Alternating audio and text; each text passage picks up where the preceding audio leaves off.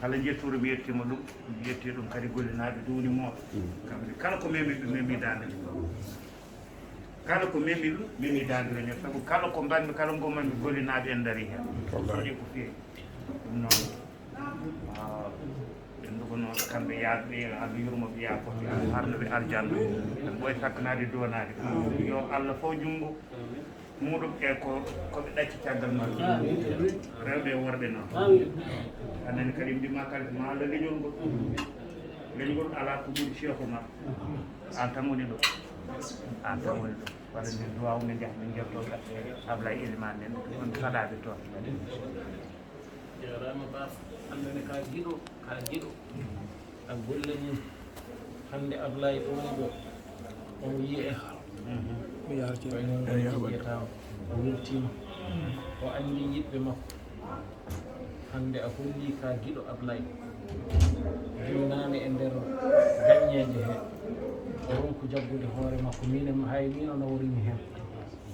ndeysan saaha fof yiɗe bikkitade o wiya mo yaha min jaggi banaɓe makko ɗum ɗon noon hollata ko giɗako hande ngo gondunoɗa hanki heccanki oɗon mbadda hunde foof fina tan hande ɓame tan e ndi leydi waɗe hen te aɗa andi bawal mum aɗa andi doole mum aɗa andi fofof mum e dañal mum e fof mum e fodde mum kadi e sillisagal mum tan fina ñalawma goto waɗe ni aɗa hucciti hen no woni giɗo ma ene muusi kono noon alhamdulillah a holli Fuutan soɓe fof ma Ablaye Elimane nde pelliɗɗa yiddemone kadi a hollo aduna fof a yiɗi mbaɗɗa jiwol ma ngol jiwɗamo kalajo ngol aduna fof nan hande noon andiri Ablaye sababude kala kalko fof wiyata ko Ablaye mo bammal mo Ablaye ɗum ɗon noon annene sa waɗini gila hanki jokkodirɗen mbiɗa so haaji Allah ma hawre yurwume nde enen gondi hen ha gasi ayni kadi joni aɗan huccide men ɗum woni giɗako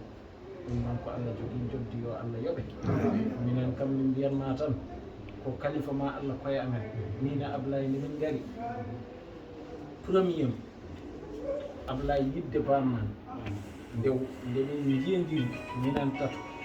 nden mataw ni wonno wano seeɗa kanko bammal omo andi min gari Ablaye wi min gar halwar